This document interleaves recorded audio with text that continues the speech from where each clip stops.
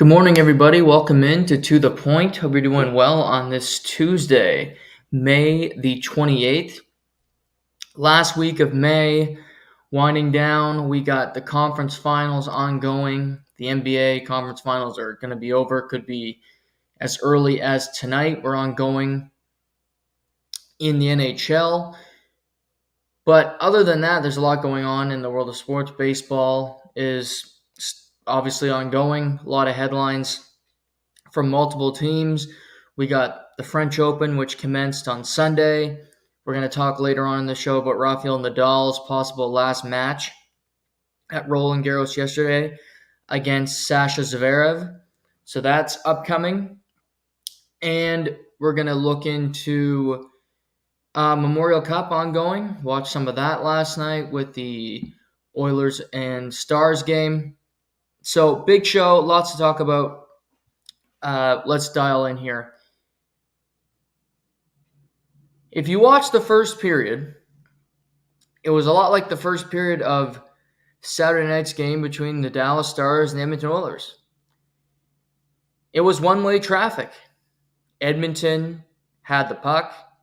Edmonton had scoring chances, and Dallas didn't. They were chasing the game, trying to find a window where they could do something, and it never really happened. They survived that period. They only gave up 2 goals, which was the biggest accomplishment that you could give them for that period. They had 3 shots on goal. They had 4 on Saturday. No real life. You looked at Edmonton, they were flying through the neutral zone. They had all kinds of ice. And they scored 2 very similar goals on the back door. One hits Hyman's body. One, McDavid kind of gets out of his skates, puts it into the back of the net. 2 ugly goals, but they found a spot where they could exploit Dallas. And it was also a period where Miro Heiskanen was on the ice for a goal for the first time in 7 games. So a lot was happening. Edmonton couldn't have played a better period. They looked fantastic. Fast, ready, prepared, the better team. After that first period, there was never a point where Edmonton was the better team for a long stretch of the game. In the last 5 minutes of the second period, you could say it was an even game. But Dallas put the reins on the Oilers Stars and forced them to defend for the remainder of the game. The last 40 minutes, McDavid, Draisaitl, Nugent Hopkins, Bouchard, there was no great opportunities, no great looks to give the Oilers life, to give the Oilers hope.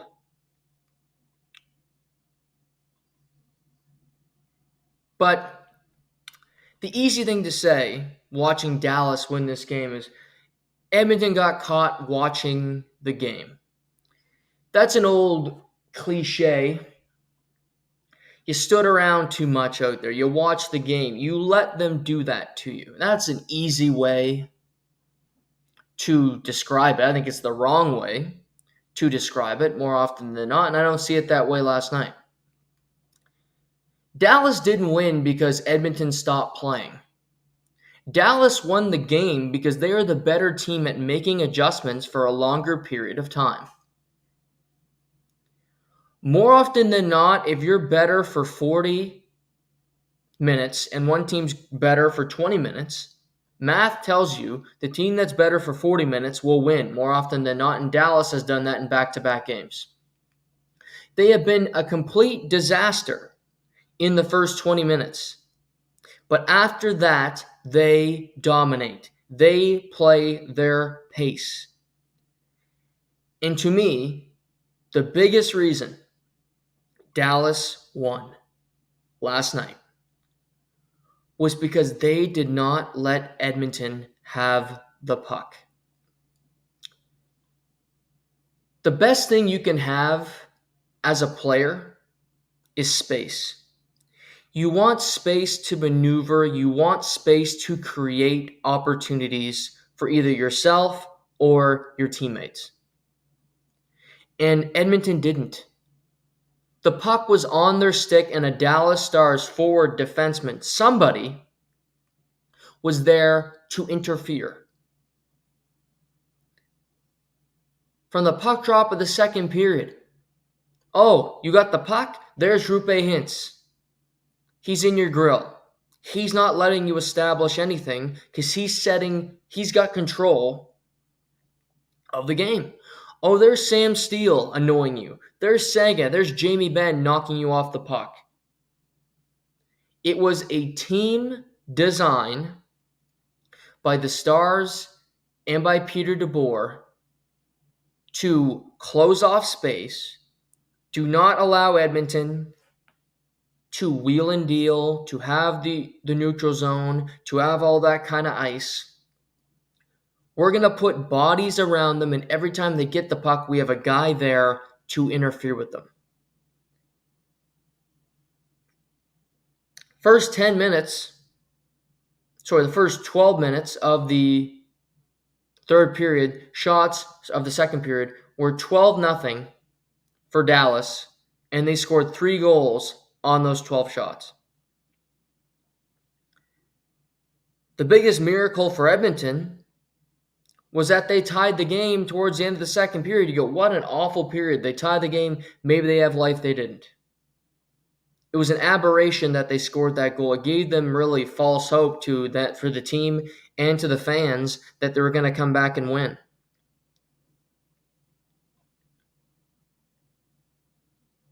Roope Hintz had not played in a number of games.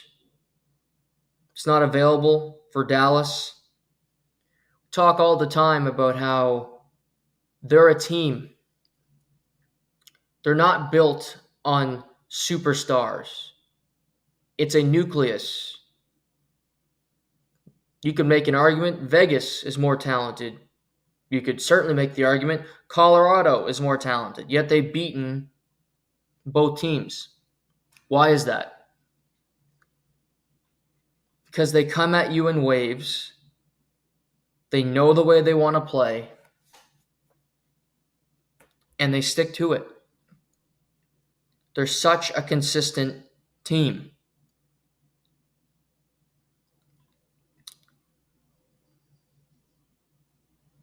Roope Hintz is really important because he can create offense by playing really good defense. He comes back to pucks. He'll block a shot. He'll a stick lift in the neutral zone and bring the puck the other way. Prior to last night, Jason Robertson had 0 goals in his past 10 playoff games. He had his first career playoff hat trick last night playing with the returning Roope Hintz. That's not lost on me. A really important player.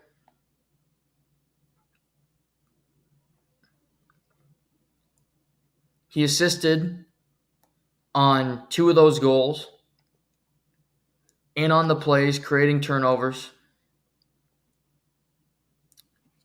And I just thought he was brilliant. Robertson had a feel from the beginning. That first goal he scored was an absolute beauty. Not many players can put that puck where it had to go to score that goal. Gave them life. He scores a couple minutes later on a broken play. Chaos in front. He puts it in the back of the net. And then Wyatt Johnson, after Jamie Benn and Logan Stankoven create a play, he puts a puck in the back of the net to make it 3-2.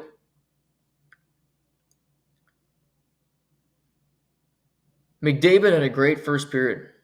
Was awesome. Best player on the ice. Looked unstoppable. But after that first period, like I said, he had no room. Nobody created on the Oilers. They stood around and went, what are we going to do here?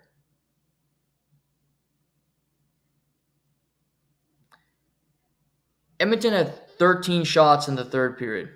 But a lot of that's deceiving because they had a lot of shots towards the end. They pulled the goalie. And to me, Dallas, even though they were outshot, were the better team in the third period.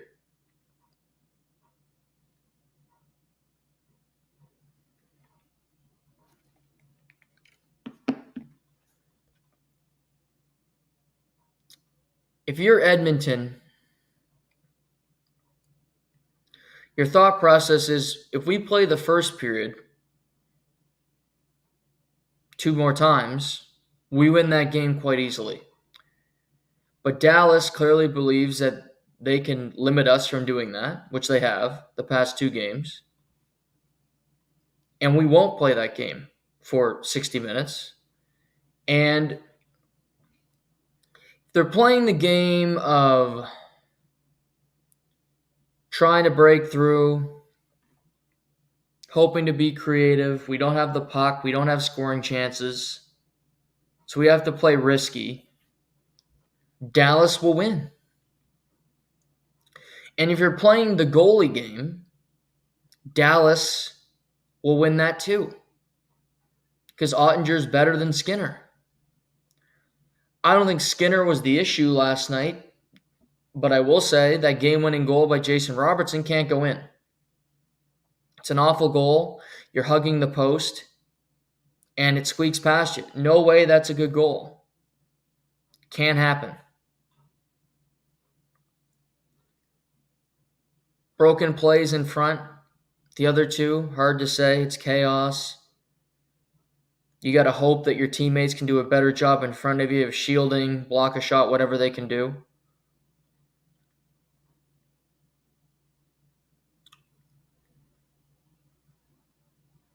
If I'm the Edmonton Oilers, I need something from other guys. Henrique scores last night in his return, which is great. But they benched Ryan McLeod. They healthy scratched him because he's been awful throughout the playoffs. Lost, out to sea, just kind of waddling around, hoping that he can stumble upon doing something right. McDavid does what he does. I think overall he played a good game last night, although his line was on the ice for 2 goals. And again, they love playing that Hintz line against him. And it worked.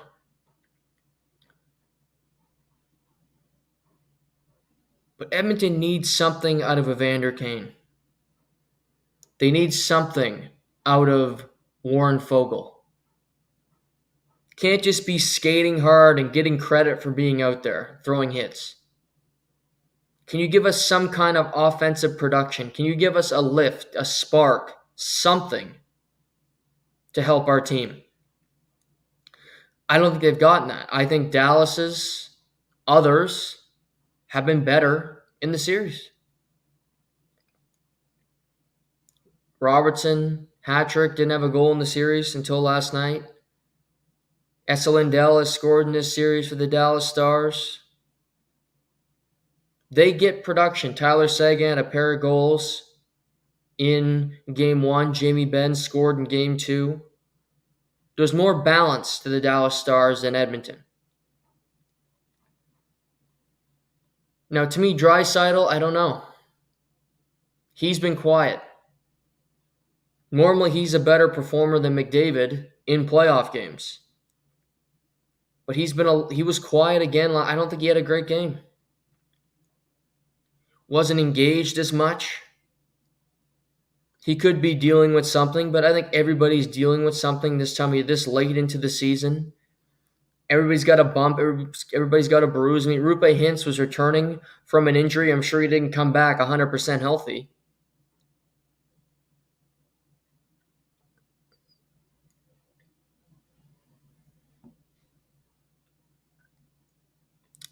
The series is far from over because it's a game of inches every game. Double overtime.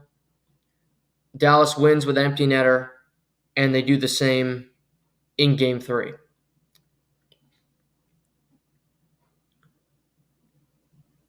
But I think for Edmonton, you can lead in shots. You can out-hit Dallas 45-22 last night.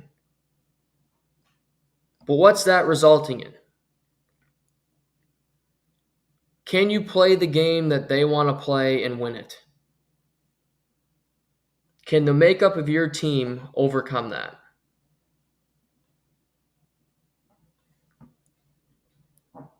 They were down 2-1 to Vancouver, and they won Game 4 at home. They're going to need a really good performance from their best guys. Because I think banking on having faith in a McLeod if he comes back in, or in a Fogle, or even in a Evander Kane, is fool's gold. It's likely not going to happen based on their playoffs so far. It's going to be McDavid. It's going to be Draisaitl. Zach Hyman, the goal-scoring machine.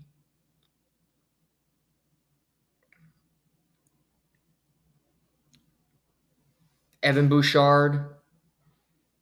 Matthias Ekholm, who's great.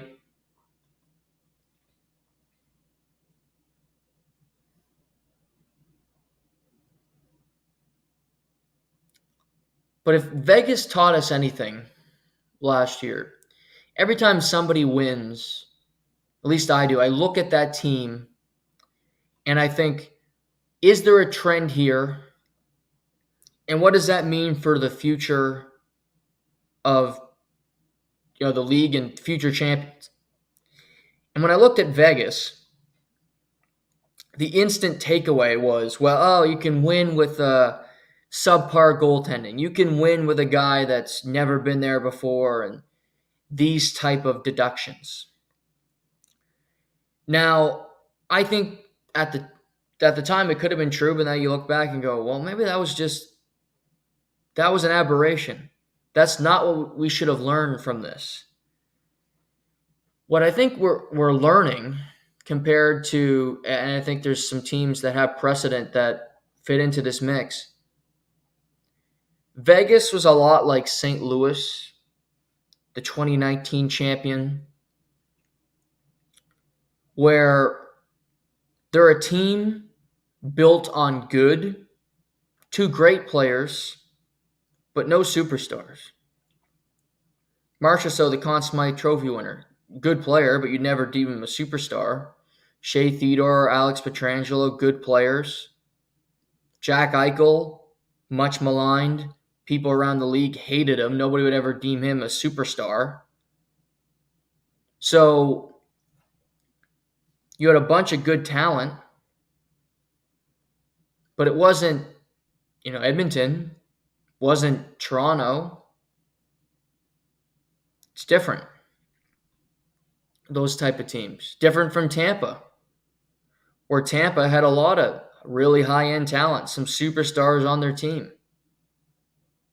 Different than Colorado, who had a lot, McKinnon, Rantanen, Makar, multiple superstars.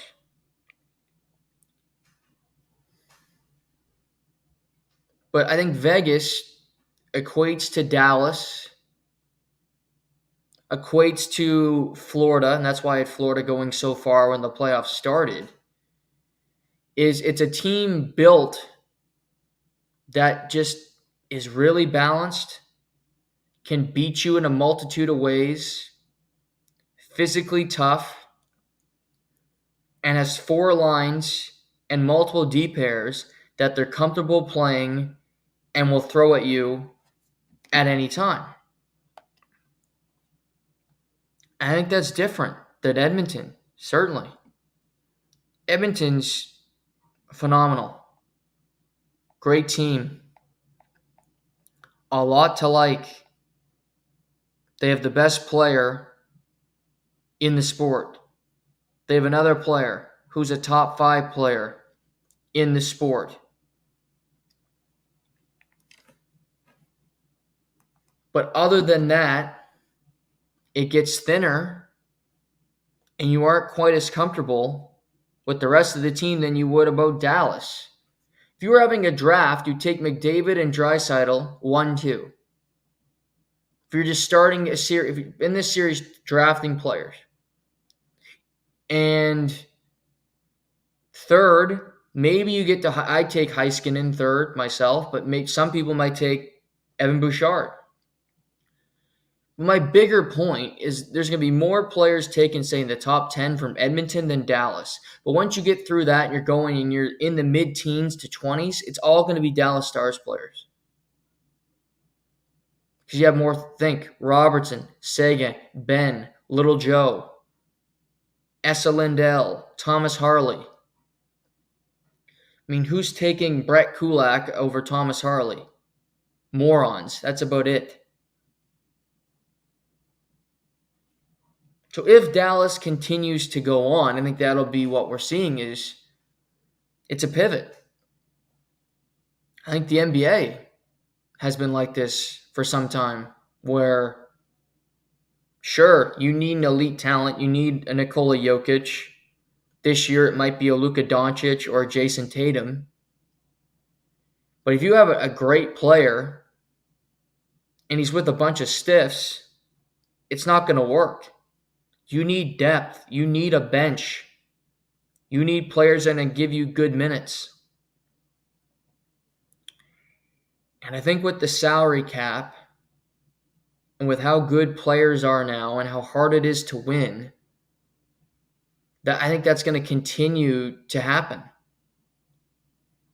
I think we're going to continue to see this trend towards well-built teams and not a team built with a superstar or two. Those teams can, and I still think Edmonton can win the cup.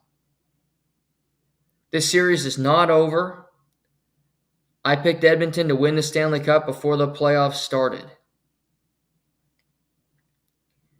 But as I watch the games, I grow more and more concerned because I just think Dallas has more answers. Dallas has the answers to the test already. They wrote it. Edmonton's trying to figure out the answers. And they're, what are we going to do? And if you're doing a test and you know half of it and you don't know the other half, that's kind of Edmonton. We got McDavid, Draisaitl, we trust in these. But the back half of the test, we need Derek Ryan and Kulak and these other guys to finish it, and they don't know. They haven't studied. They haven't done anything. And Stuart Skinner might not even show up for the test some nights. So that's a concern. So it's certainly Game 4 is huge. Edmonton has to win that game. It's not a must-win on paper, but it is.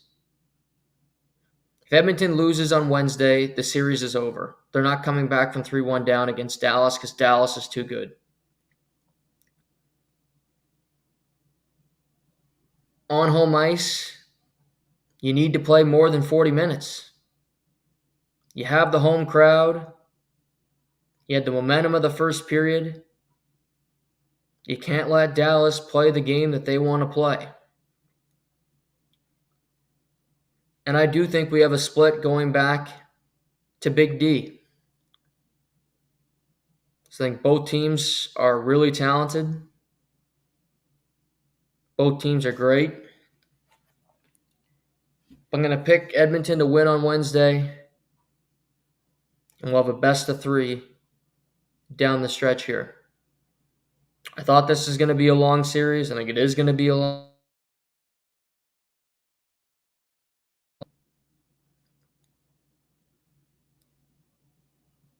Draisaitl's the key for Wednesday. What does he have in the tank? What kind of game is he going to come out and play? because maybe the others of the Edmonton Oilers will surprise me. But banking on them to win or to show up or to produce, that's not a great way to go about it, in my mind. But we shall see.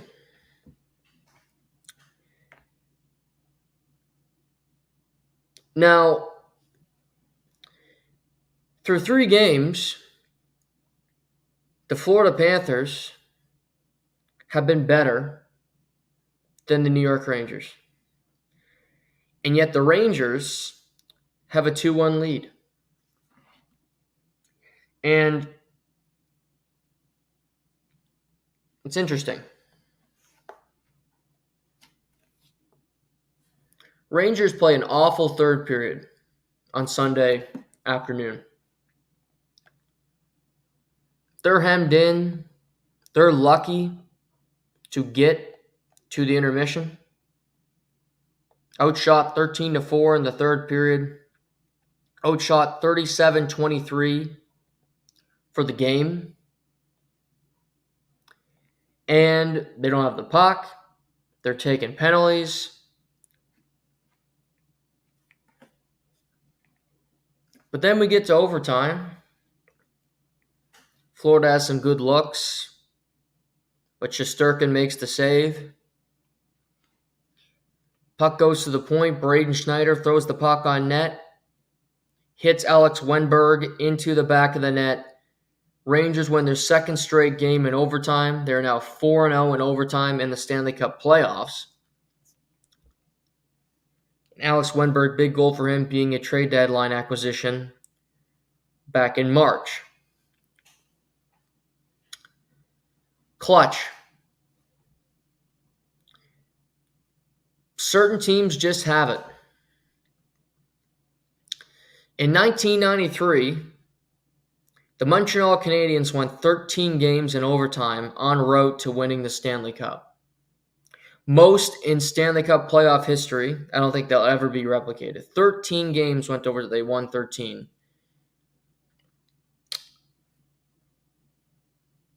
(1994) Rangers had to win 4 games in overtime. They won the cup. There's just moments where teams find a way. Last year, the Florida Panthers in the conference final. 2 of the 4 games went to overtime. 3 of the 4 games were decided by 1 goal. Tkachuk scored in the last 10 seconds of Game 4 to punch the Panthers' ticket to the Stanley Cup final. So it's almost a role reversal, where you could certainly argue the better team last year was Carolina in that series. And that's why Rob Brendamore said they didn't get swept, even though they did. I don't care how close the series is. You lose 4 in a row, you got swept. Get over it. Florida's been better, but the Rangers have found a way in the big moments to produce a goal that Florida has been unable to match. And credit to the Rangers.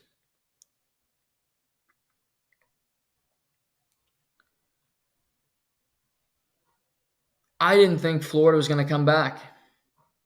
They had that awful second period where it went away from them. And Lafreniere scores a second of the game, an absolute beauty. Barca Gaudreau scores shorthanded. What a postseason he's having. But then Barca, they flipped the lines in that game, which was an interesting move from Paul Maurice in the third period. And they pivoted from, fine this year, Tkachuk, Lundell, Bennett, and then Verhaeghe with Barkov, and playing with Barkov, and obviously Verhaeghe was playing with Tkachuk before. And I just said, well, this works. They had life. They scored 2 goals in less than 2 minutes, a 4-4 game. And ultimately, it comes down to Wenberg scoring his first goal of the postseason on a game winner, no less.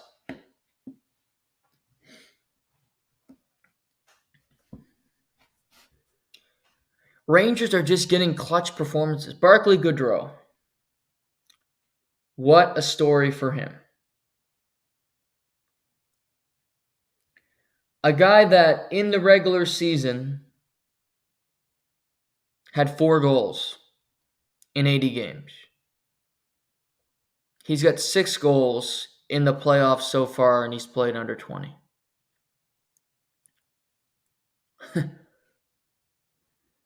You just find it. He does it all. Power play, shorthanded, overtime. He's having a huge impact on the team. Alex Wenberg, first goal of the playoffs, but he finds a way to put one into the back of the net. Alexis Lafreniere. What a great story. First overall pick. Some are worried he's going to be a bust. But he kind of works his way into the team. Gets put on a line with Trocheck and the bread man Artemi Panarin. And becomes the hard worker of the line, not afraid to throw checks, not afraid to mix it up a little bit. And he's turned into a legitimate goal scorer. Those 2 goals on Sunday were beautiful. Backhand shelf, then splitting the D. I mean, the dude's incredible.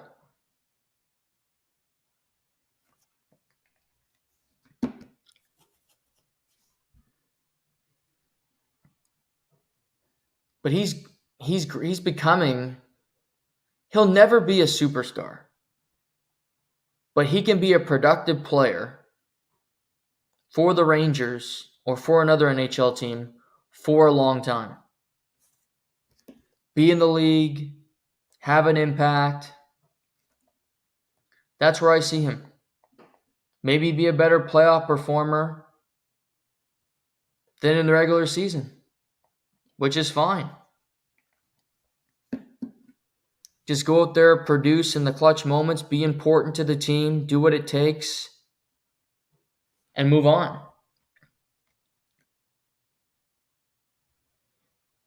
But to me, the Rangers are just finding a way. Shesterkin's been better than Bobrovsky the last 2 games overall.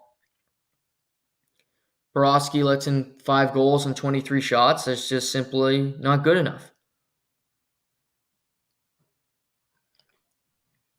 I think you're looking at the Rangers, they're getting a lot of help. Braden Schneider, to me, has been really good the last couple games. He stood out to me in his play. Ryan Lindgren, they're coming at him hard. He had a quiet 2 assists on Sunday. He took a lot of hits, took a lot of BS, played 23 minutes. For everybody over 60 out there, he was a +3 for the game.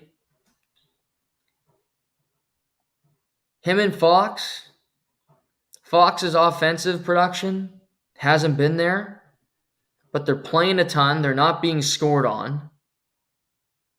Lindgren just takes hits, gets up, throws another one, doesn't care.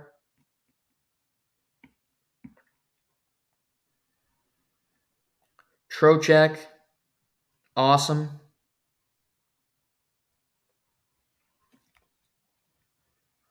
Matt Rempe played 4 minutes. I thought he had an impact on the game, however. People notice him. They don't like him.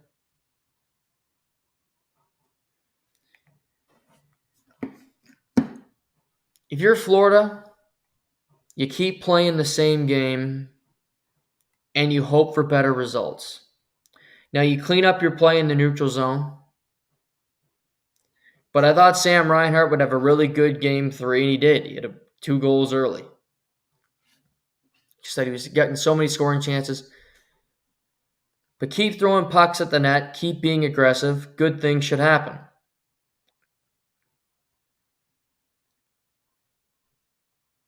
Clean up your defensive play. You got to hope that Bobrovsky will snap out of it, make better plays, make better saves. Because he has in the first couple rounds and he has in the past. You have that to rely on. But my concern is Panarin's been quiet, real quiet to me. Chris Kreider has been really quiet in this series. Zibanejad has been quiet in this series. Fox hasn't really had an offensive showcase yet. Those are a lot of guys that are capable of having a game. And what I mean by that is just going out there, taking it over, being the face of the team, and scoring. We've seen Barkov play well. Sam Reinhart had his game on Sunday. Kachuk, I think, had a really good series. Verhaeghe, goal scorer. Forsling scored a goal. Can the best players of Florida continue going? Because I think if the Rangers wake up, you go, well, they've got people there in the bullpen that haven't had an impact but are extremely capable of doing it. Capable of coming out and outperforming or matching us if they start playing to the level of Trocheck, Barclay Goodrow, Lindgren, some other guys on the Rangers, Shesterkin. This is another series where I think if you're Florida, you're frustrated. We have another home game tonight. You feel like you could be up 3-0, which they're not crazy to think that way, but you're down 2-1. That's deflating.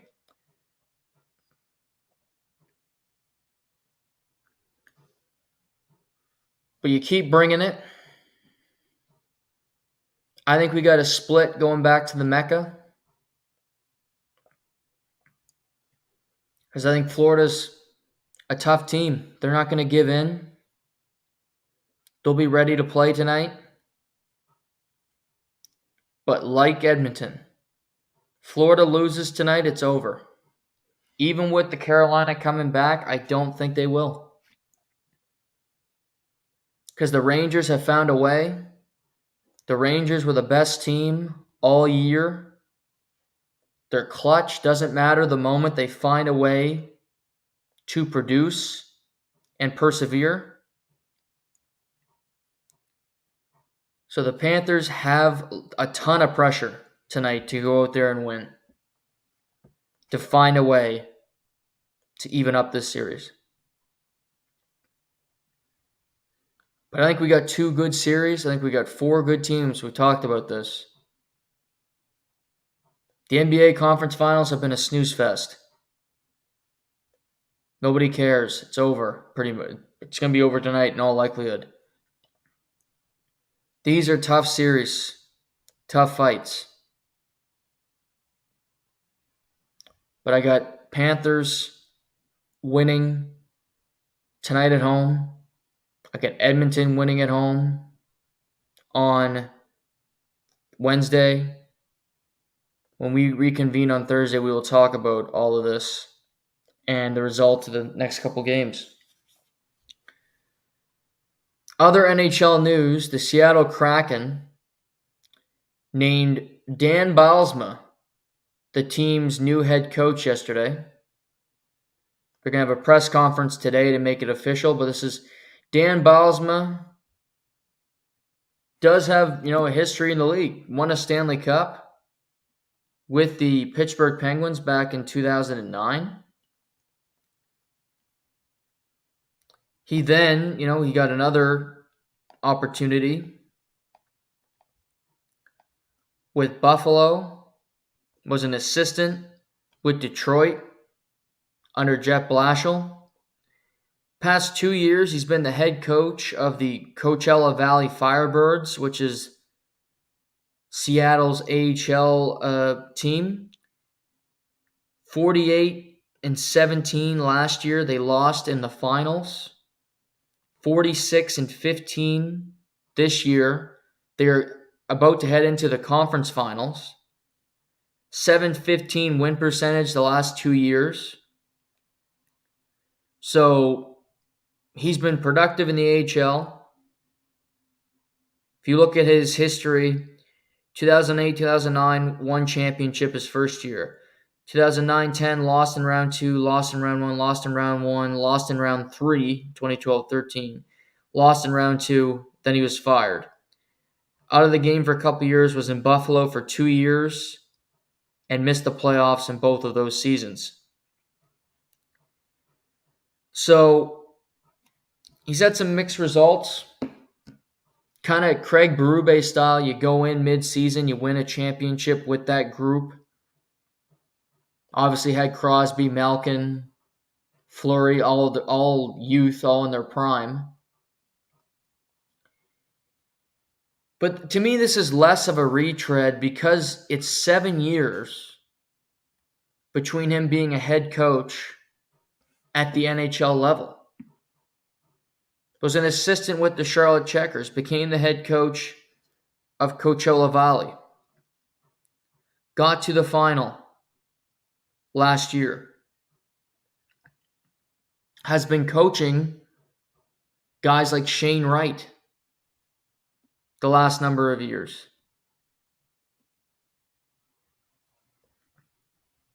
Looking at the results the last little while here,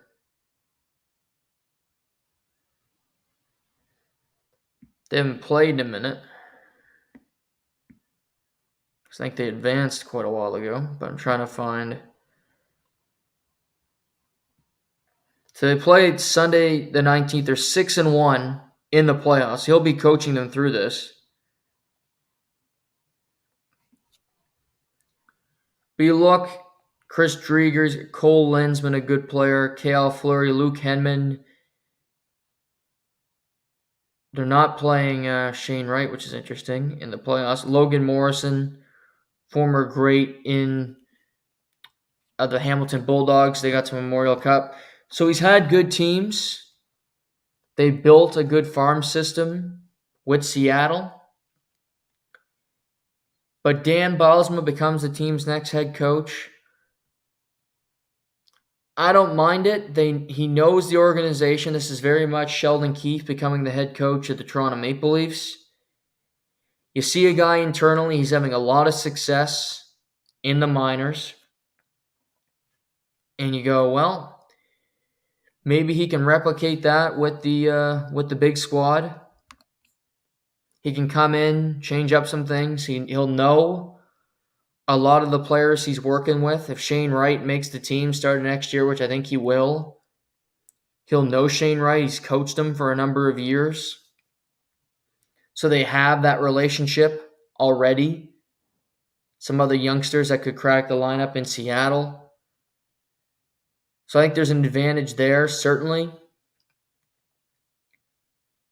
But Dan Bylsma, new head coach of the Seattle Kraken, back at the NHL level. Good opportunity for him. He is a Stanley Cup champion. It was a long time ago. But, credit to him for working, busting his ass to get the opportunity.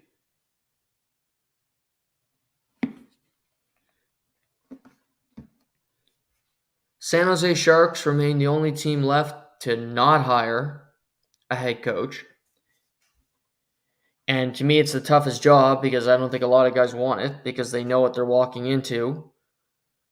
And it's likely a job where you're going to be fired before you have any kind of success. But it's one of 32 nonetheless. You can coach in the NHL, collect a check. So we'll see I would assume it's not too long for San Jose, but St. Louis sticks with the interim. Los Angeles sticks with the interim. You got Seattle picking their American Hockey League coach.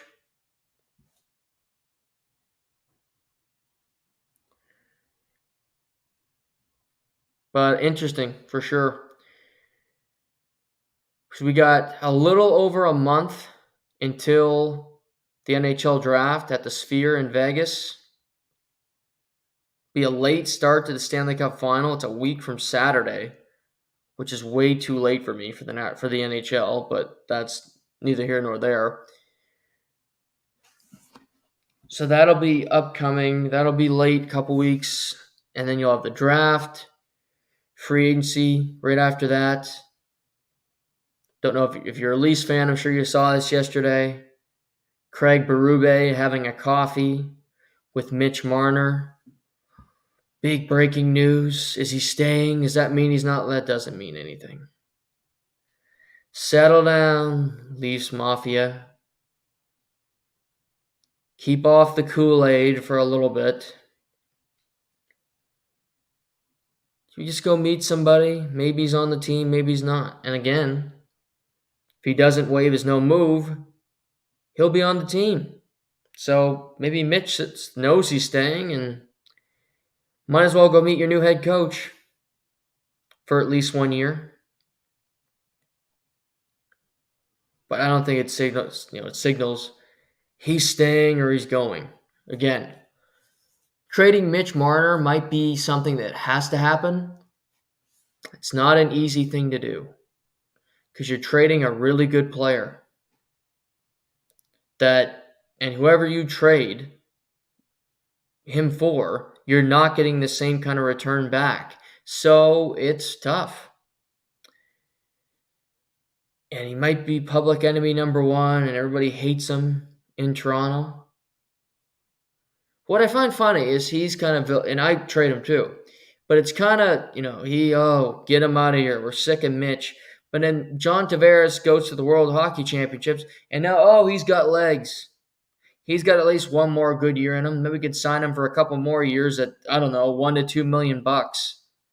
You kidding me?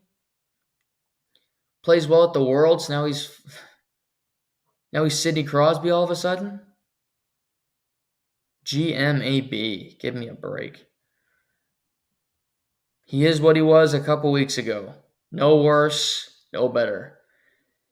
When I watched him play in the playoffs, he was worse than better. That's just one guy's opinion. Expect that San Jose job to be done soon. Other than that, there won't be a whole lot of housekeeping business to keep up on. Donnie Waddell sounds like he's going to be named.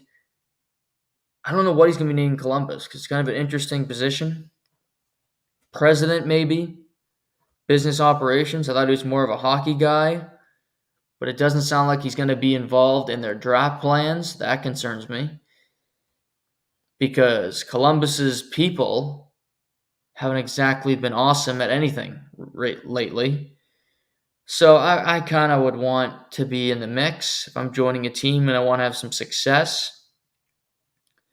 But there's that. Carolina will be searching for a new general manager in the meantime, hoping to build up, continue this foundation. They'll have decisions to make with players, what to do moving forward, what's the course of action for this team. Are we still competitive? Are we still one of the best teams in the league? Yes.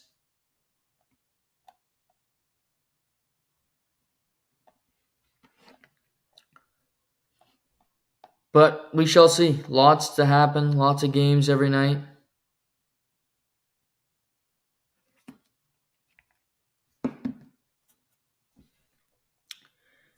Let's pivot from hockey to Major League Baseball.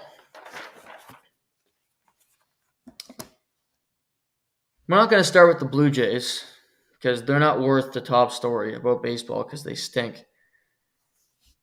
Top story in Major League Baseball today is the reigning National League MVP, 40 home runs, 70 stolen bases last year, Ronald Acuna Jr., tore his left ACL on Sunday afternoon and is done for the season.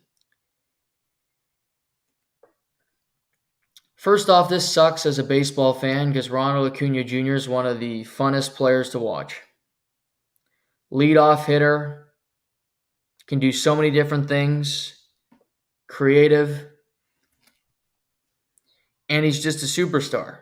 40 home runs, 70 RBIs had never been done before. He did that last year. This is the second time in his career he's torn an ACL. Now he's torn an ACL in his right knee and his left knee.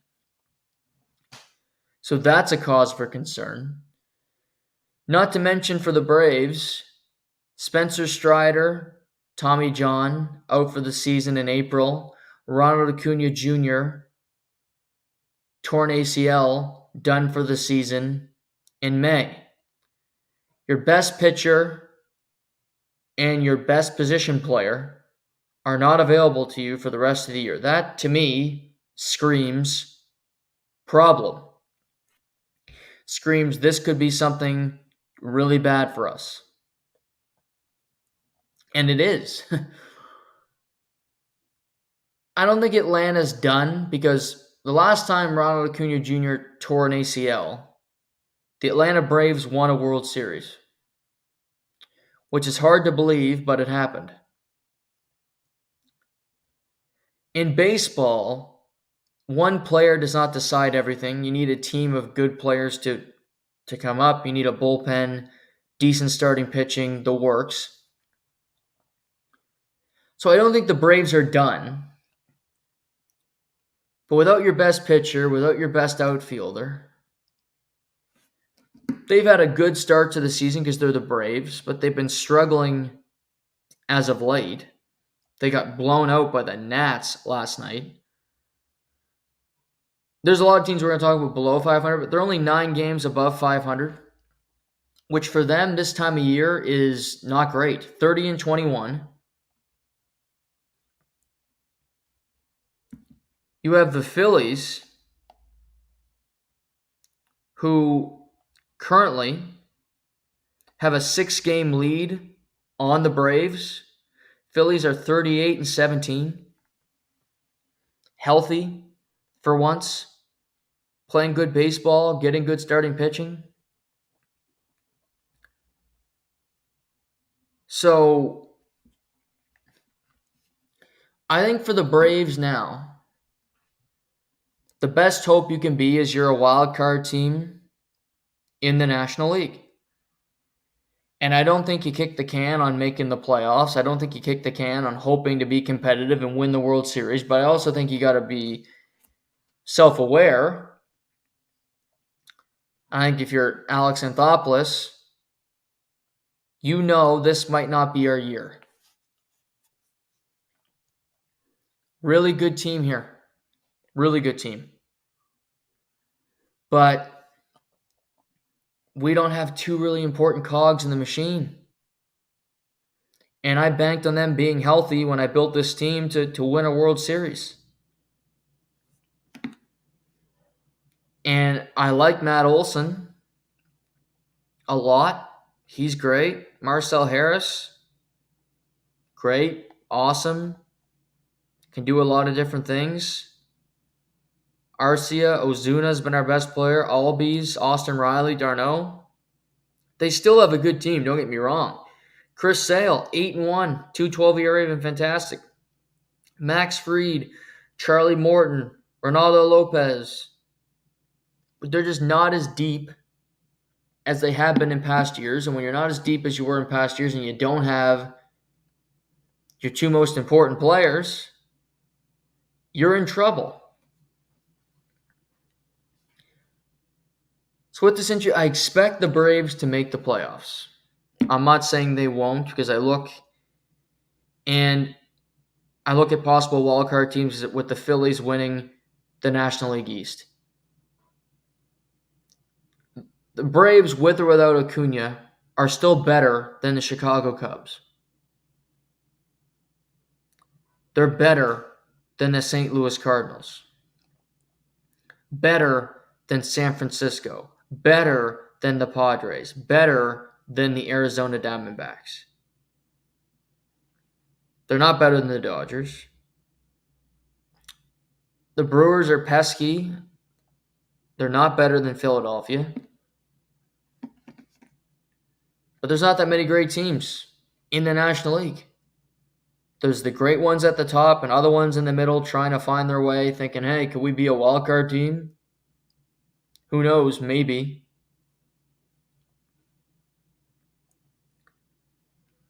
I mean, currently, the Braves have a 4-game lead on San Francisco for the top wild card spot. We got a lot of games to go. We got 4 months of baseball. But I don't have them falling off that much.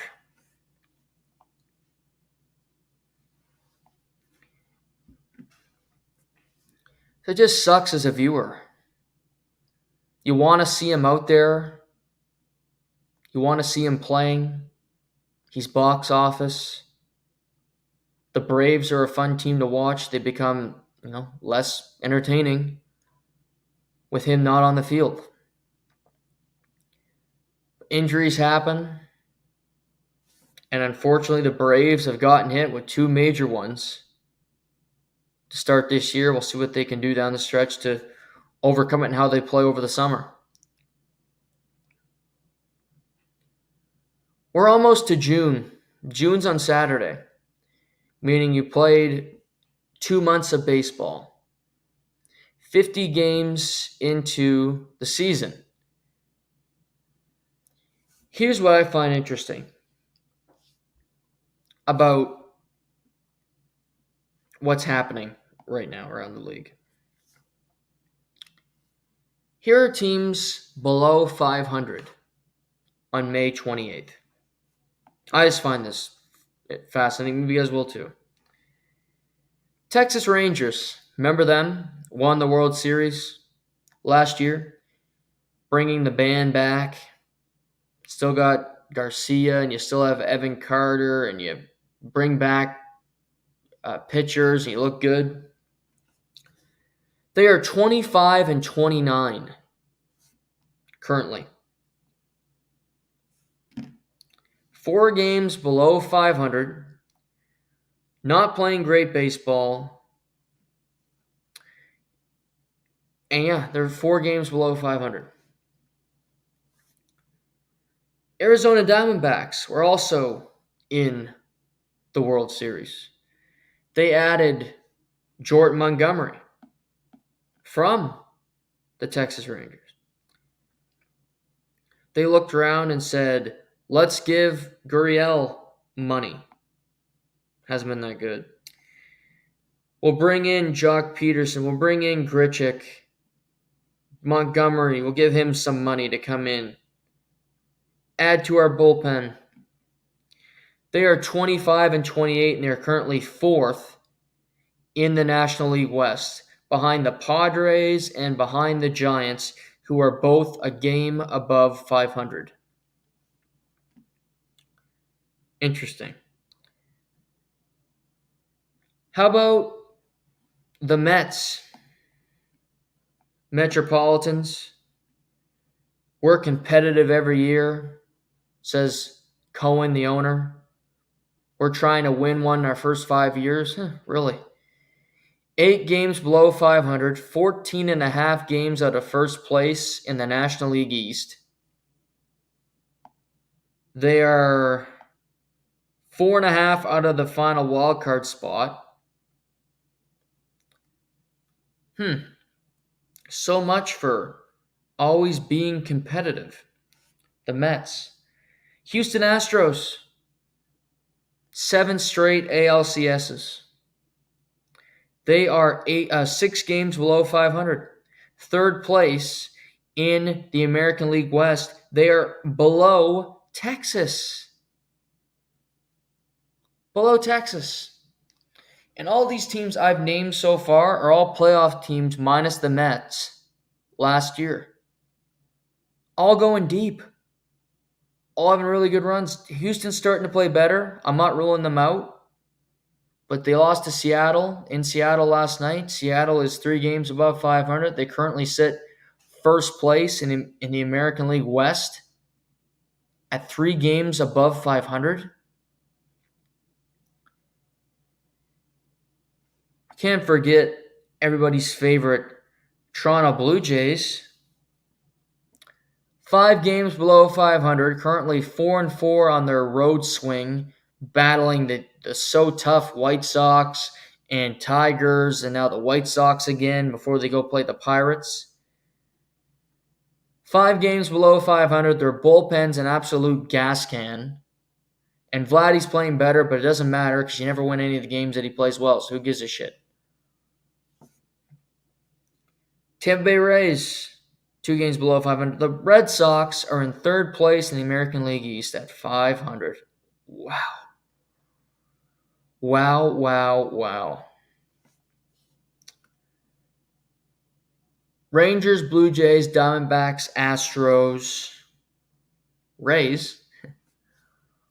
All playoff teams last year, all under 500 in May. Yeah, it's only May, but it's also, it's May, you know. It's time of year to maybe start playing better, find your game a little bit.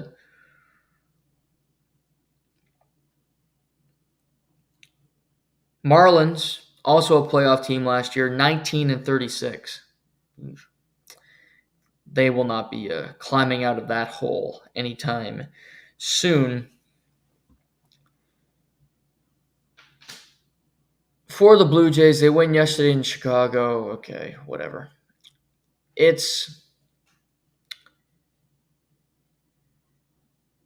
don't know what they do. Yes, it's going to be June, and it's only June. You have a month and a half left until the All-Star break. And things can happen. You can play better. And the rest of this week, you have 2 against the White Sox, and then 3 against the Pirates. And the Pirates are 4 games below 500. And the White Sox are 25 games below 500. But to this Blue Jays team, that's no gimme. They do not have the right to have any kind of arrogance about who they are as a team. You lose 3 of 4 to the Tigers. Can't happen. Give up 14 runs in a game. Can't happen. Romano gives up a 3-run shot in the bottom of the 9th to let the Tigers walk them off. Can't happen. Not to mention, you also got to look up and see in your division, the Yankees have 37 wins already. You have 24. The Orioles have 34 wins. They've won 5 in a row after going through a little bit of a tough stretch. Both those teams are better than you. The Yankees have their flaws, but at the end of the day, you look at them and go, they got Juan Soto, they got Aaron Judge, their pitching's okay.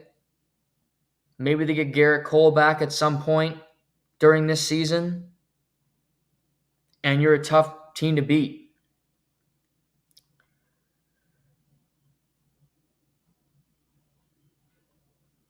We'll see what happens to the Blue Jays, but they're in tough.